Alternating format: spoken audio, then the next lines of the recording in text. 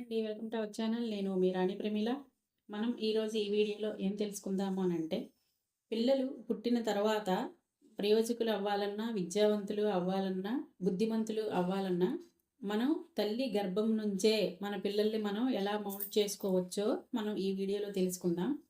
పిల్లలు అంటే సైన్స్ పరంగా చెప్పుకుందాం అనంటే, తల్లి గర్భం ధరించిన తర్వాత 4వ వారం నుంచే న్యూరల్ ట్యూబ్ అనేది స్టార్ట్ అవుతుందనమాట. మెదడుకి సంబంధించి, మెదడుకి, వెన్నుముక్కకి సంబంధించి న్యూరల్ ట్యూబ్ అనేది 4వ వారం నుంచే స్టార్ట్ అవుతుంది. 5, 6 వారాలలో ప్రధాన భాగాలన్నీ అంటే మెదడు యొక్క ప్రధాన భాగాలన్నీ అంటే four mind, mid mind, hind mind అనేవి ఏర్పడతాయన్నమాట. అలాగా వారాలు పెరుగుతున్న కొద్దీ మెదడు అనేది పరిణితి చెందుతూ 4, 5, 6 నెలలు వచ్చేటప్పటికి ప్రతి దాన్ని సంగ్రహిస్తుందన్నమాట. అంటే ప్రతి మాటల్ని కూడా మెదడు క్యాచ్ చేస్తుంది. కాబట్టి తల్లి గర్భం ధరించిన దగ్గర నుంచే మంచి విషయాలు వినడము, మంచివి చూడడము చేయడం వల్ల ఏమవుతుందంటే పుట్టే పిల్లలు కూడా ఆ మంచినే గ్రహిస్తారనమాట. కాబట్టి తల్లిదండ్రులు అంటే తల్లి ఏం చేయాలి? నీతి కథలు వినాలి. రామాయణం, మహాభారతం, భగవద్గీత లాంటివి వినడము, ప్రవచనాలు వినడము లాంటివి చేస్తూ, అదే క్రిస్టియన్స్ అయితే బైబిల్ చదవడము, వాళ్ళ వాక్యాలు చదవడము, ఒకవేళ ముస్లిమ్స్ అయితే ఖురాన్ చదవడము, ఎవరి దేవుడి భక్తి అయితే వాళ్ళ భక్తి యొక్క బుక్స్ అనేవి చదవడము, వాక్యాలు వినడము చేయడం వల్ల కడుపులో ఉన్న బేబీ కూడా అవి వింటుందన్నమాట.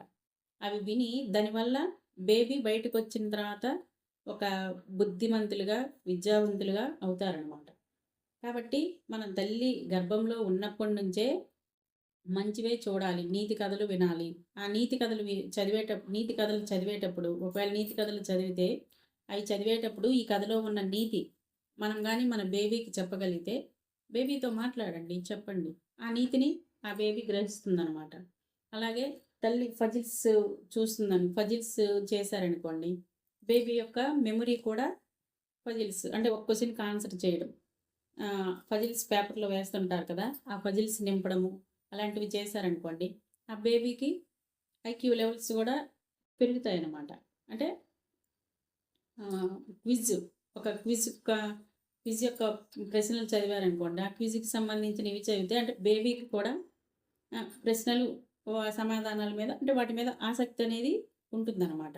అలాగే దీనికి ఎగ్జాంపుల్ చెప్పుకోవాలి అని అనుకుంటే, మనకి పురాణాల్లో అభిమన్యుడు, ప్రహ్లాదుడు ఉన్నారు. ప్రహ్లాదుడి కోసం చెప్పుకుంటే, ప్రహ్లాదుడు ఎవరు? హిరణ్యకశిపుడు కొడుకు. హిరణ్యకశిపుడు రాక్షస జాతి అనమాట. ఈ రాక్షస జాతిలో పుట్టిన ప్రహ్లాదుడు అంత భక్తుడు ఎలా అయ్యాడు?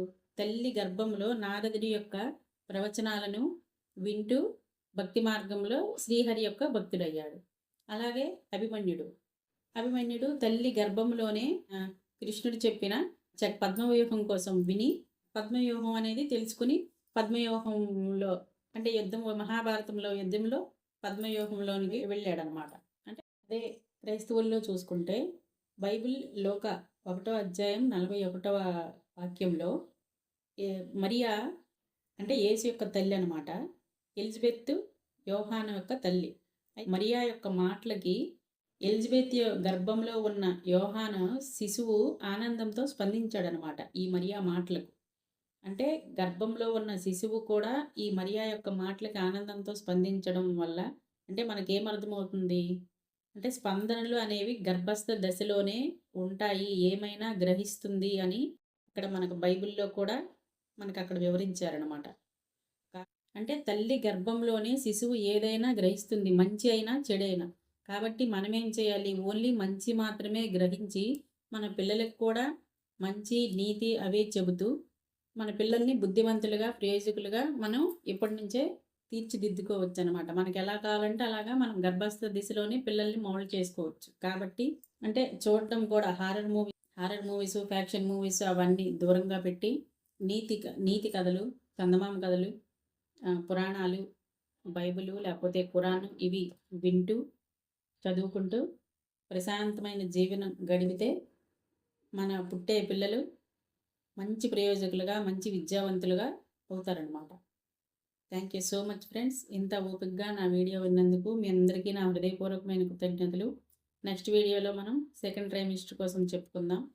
Thank you so much. నన్ను ఇంతగానో ఆదరిస్తున్నందుకు మీ అందరికీ నా హృదయపూర్వకమైన కృతజ్ఞతలు. ప్రతి ఒక్క అంగన్వాడీ టీచర్కి నా యొక్క విజ్ఞప్తి, మనం నేర్చుకున్న మాడ్యూల్స్ మీద ప్లస్ కొంచెం యాడ్ చేసి నేను చెప్తున్నాను. ప్రతి ఒక్క లబ్ధిదారునికి నా వీడియో చేరాలని నా కోరిక. అంటే ప్రతి ఒక్క గర్భిణీ స్త్రీ దశ దగ్గర నుంచి కానీ వీడియో వింటే అంటే వాళ్ళ పిల్లలు అంటే ఆరోగ్యంగా నార్మల్గా పుడతారు అనే ఒక ఉద్దేశంతో ఈ వీడియోస్ అన్నీ ఒక్కొక్కటిగా చేస్తున్నాను. ప్రతి ఒక్క అంగన్వాడీ టీచర్కి నా యొక్క విజ్ఞప్తి, ప్రతి ఒక్కరు సబ్స్క్రైబ్ చేసుకొని మీ మీ లబ్ధిదారులకి షేర్ చేస్తారని మనవి చేసుకుంటున్నాను. Thank you so much friends. Thank you all of you. Thank you.